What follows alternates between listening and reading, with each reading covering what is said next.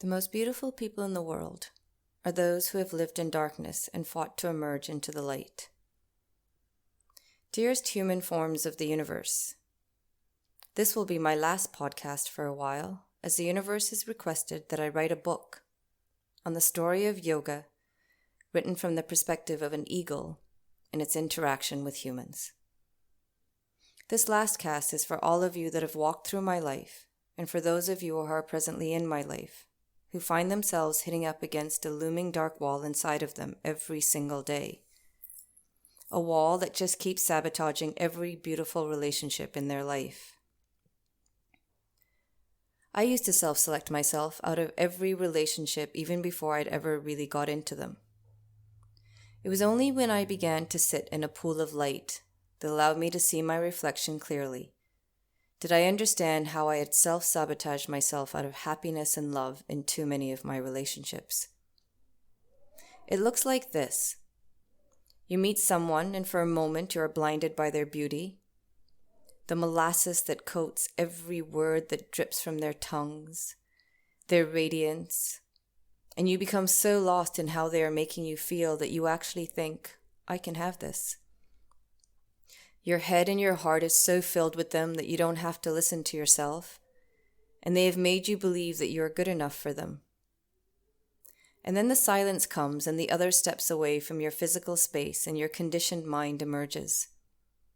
The voices begin, and this is what you hear over and over again. The other is too good for you. They are smarter, better looking, successful, confident, and they could have anyone they wanted to, so why you? You are okay, but you're not worthy of such greatness. So you unconsciously begin to self-select yourself out of the relationship.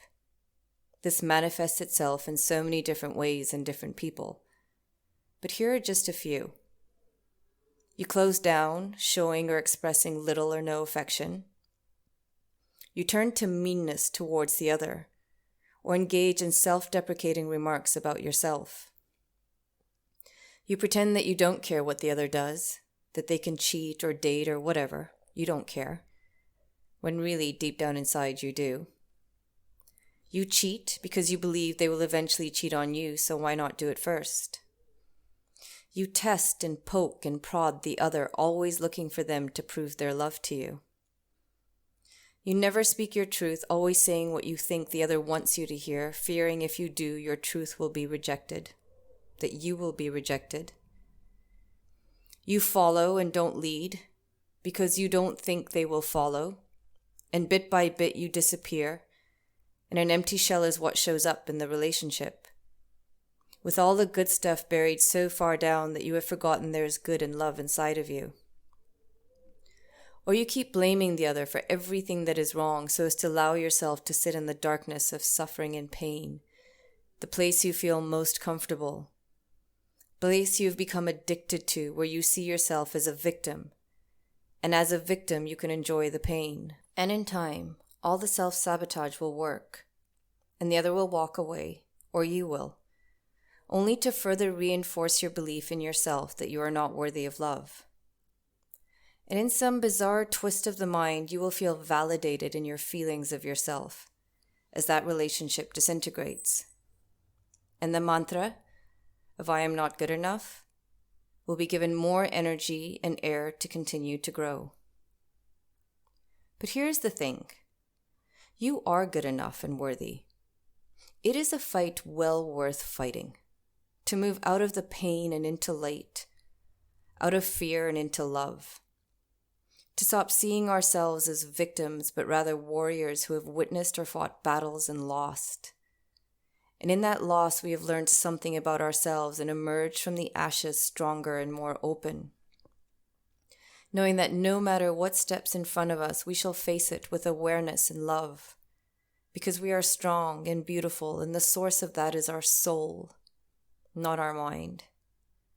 So every day we wake up and battle the conditioned mind that wants to keep us a victim by staying present by what is in front of us at any moment with awareness. To stay present with love so that we may clearly see what is in front of us. The beauty of this earth, of the people who stand before us, of all of it. Because there is only ever this moment, and all that came before it holds no value or power, as it no longer exists. And that in front of us holds no value or power, as it is yet to exist. And only when something does arrive in front of us, in the present, will we then look at it with awareness and understanding, and interact with it from a place of love. That does not mean we do not say no when no is necessary for change, or do we not stand up for ourselves when that is necessary for change, or let go that which seeks to engage our ego. It means we do not engage from a place of fear or from our past. Who we choose to be is not who we were or who we may seek to become. It is who we are at this moment in time. That is the only us that exists. So be love, be light, be open. Be the warrior and sit always in awareness. Because those walls that you have built to protect yourself, what are they really protecting? They are not protecting you from the outside world. What they are really protecting is the idea of yourself as unworthy. Those walls are not keeping others out. They are keeping you in. They are keeping the pain and suffering from escaping and being released from your conditioned mind, your bones, your cells, your very being. And how do you keep those walls? Well, you do it every day by filling your life up with constant noise and movement, or dulling the pain with drugs and alcohol and tablets, by never sitting in silence every day, even for just 30 minutes. Because when you do, you will have to hear all the pain and the suffering. You will see the walls, and only then will you start to see that none of those things serve you well. And as you look behind the walls and you begin to see and move through what you see and feel in a healthy way, to swim, to come to your mat, write, draw, jiu-jitsu, walk, do something in silence with movement to move all that pain and suffering out of you in a healthy, energetic way. So what you are putting out in your energy is healing in a positive way. It is only through our body, our breath, movement, and stillness, all with silence, will we begin to heal. Not with engaging in the conditioned mind and the ego that built those walls in the first place. And in all the space you create with all the letting go, fill it with love for yourself and for all living things around you. And watch how the relationships in your life begin to blossom and rocket into a place of beauty and magic that all those walls kept hidden away from you. Give love a chance, try it out. Don't put your walls and boundaries around love. Don't limit love to a type of job, a look, a color, a body, a personality, or religion, or even your past. Because putting walls around love will end up putting you back in your castle, surrounded by walls, inhabited by fear. Just follow the journey with awareness and openness. Close your eyes. Breathe. Just listen.